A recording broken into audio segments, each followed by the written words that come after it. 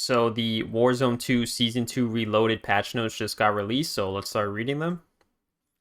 So here we are on the Call of Duty website for the patch notes on March 15th, Wednesday.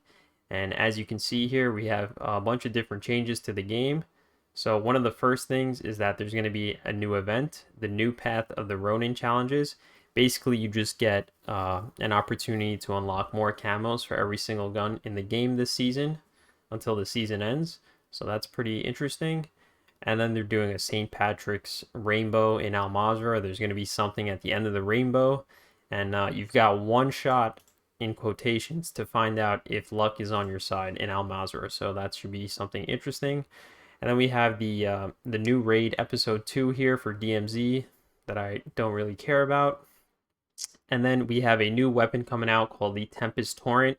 It is a marksman rifle, aka the DMR, and it should be kind of insane. I think it's going to be the meta weapon because that's usually how Call of Duty does it. When they introduce a new weapon to the game, it becomes the meta for a few days or a few weeks, depending on the situation. But here's the really important stuff here, the weapon balancing. So for the assault rifles, we have the STB added a minimum damage against armor. So I guess they didn't have that before, so the damage was inconsistent.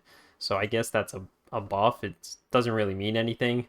The Rail MG got a huge nerf here. The RPK also got a huge nerf. The MG38 also got nerfs, so that's good. The LMGs shouldn't be the meta anymore, so this should be interesting. I'm glad they did these nerfs here. The crossbow increased time period to trigger double kills for the challenges, so they just made it easier to get your double kill for your camo challenge done. And then the SMGs, we got the MX9 with a buff, BASP buffed, PDSW. They slightly changed the ADS on the iron sight to improve visibility. So that's going to be kind of interesting to see what that looks like. The Vel 46 got buffed. The Lockman sub, aka the MP5, got nerfed. So this is kind of a big nerf here. Reduced the movement speed, reduced aim down sight speed, improved the recoil control. So I guess that's a slight buff. But everything else, the movement speed and the ADS is going to be bad. We'll see what it is. They also changed the Nebula barrel here, increased damage range, and improved recoil control. So that's might be a balance in the gun. It might not be a nerf. It might not be a buff. We'll see. We got to give it a shot. Finally, the shotgun, the KV broadside, that shit's getting nerfed. Thank God. That shit was so broken in Ashika Island and on shipment. Everyone was just using it and two-shotting people. So the fire rounds are getting nerfed. The 12 gauge ammo getting nerfed. And the KV broadside in general is getting nerfed. Thank God. But the Bryson 800 and Bryson 890 are getting nerfed. I mean buffed. Increased headshot damage on all slug type ammo. So that's a buff right there. And then added the minimum damage against armor. So I guess they didn't have that before, so it's going to be more consistent like the STB. So overall, I would say these got buffed and the broadside got nerfed. And that's it for the weapon balances. It's kind of weird. I thought there would be more weapon balances, but I guess not. And then all these attachments here, I don't really care about. Some of them got buffed, some of them got nerfed. We got some bug issues that were fixed. Equipment, frag grenade, claymores, and semtex do more damage against armor, so that's pretty interesting. Fixing the audio, some audio issues here. I hope I can be able to hear people that are pushing right next to me, that are landing on top of me with a parachute. Hopefully I'll be able to hear that instead of hearing an airstrike on the other side of the map. So hopefully that's good.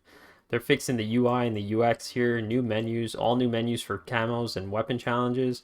Added a store tab for players to see all available bundles for a specific weapon.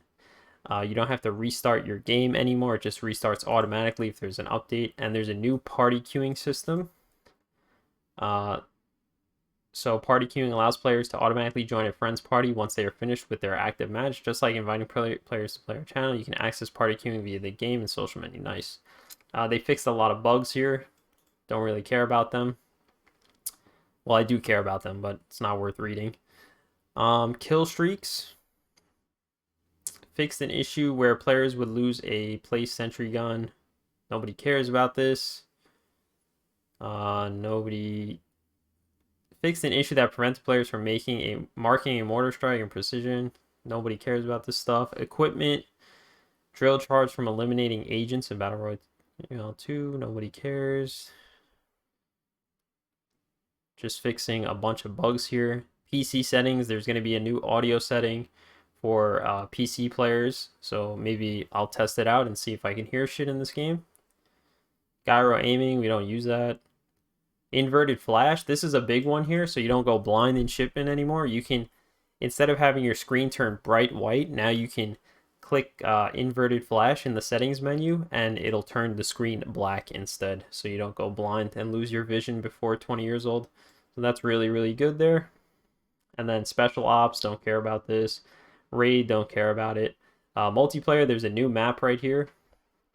Expo. Himmelmat Expo. Mix business with pleasure at Himmelmat Expo, a new core 6v6 multiplayer map situated on a European mountainside. I feel like this was in Vanguard. I might be tripping though. I don't know. The Wolf's Den. It reminds me of the Wolf's Den. New modes. Drop zone. One in the chamber. All or nothing. Don't know what these mean. This is some multiplayer stuff that I don't care about. Bug fixes.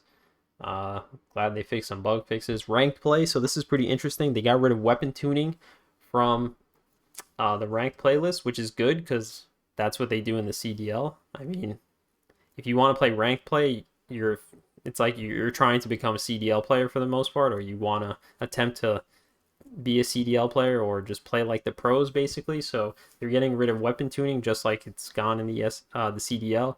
The Cast-Off 7.62 assault rifle is also gone. So they're basically making the ranked playlist as similar as they can to the CDL. Quality of life, improved visual feedback when a match is canceled because the player left with the first 30 seconds. Guild division reward screen now displays rewards from all divisions by default. Added top 250 profile images for a handful of CDL pros. Interesting. Fix some bug issues, don't care about. Warzone 2 quality of life here. Kill streak availability. The airspace is too crowded message will now have a trailing for X seconds. So instead of just constantly spamming to see when your precision is up, it'll tell you how many more seconds you have to wait until you can do it. So that's pretty interesting. That'll be nice. Cluster strike and precision airstrike improvements. Basically, they're going to be more consistent instead of just wonky like they are right now. Give up timer consistency. The give up timer while down is now more consistent across modes and will last for at least 3 seconds. The pings, hopefully the pings are much better because they are so bad in Warzone 2 right now. It's one of the things that drive me insane. The armor break text has been removed, so that's good. I don't know why they added that to begin with. Auto looting armor plates. Finally, instead of picking up 1,000 rounds of AR ammo and pistol ammo, I can finally auto loot plates. That'll be so nice. Spawn protection will now disable at 25 meters, up from 19. So basically, yeah, I don't know why they did that. Whatever. I guess they want to let players shoot other players out of the sky. We will continue to refine as we move forward.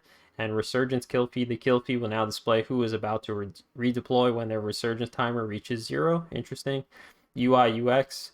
Space dating, gas mask, loot cards for gas mask. Now who cares about this?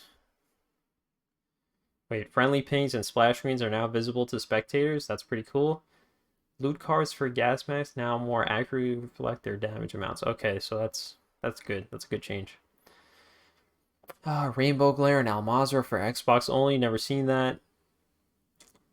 They just fixed more bugs here. Finally, they're adding solo, duo, trio quads for every single map. So for Ashika Island and Almazra, we're going to have solos to quads, which is really nice.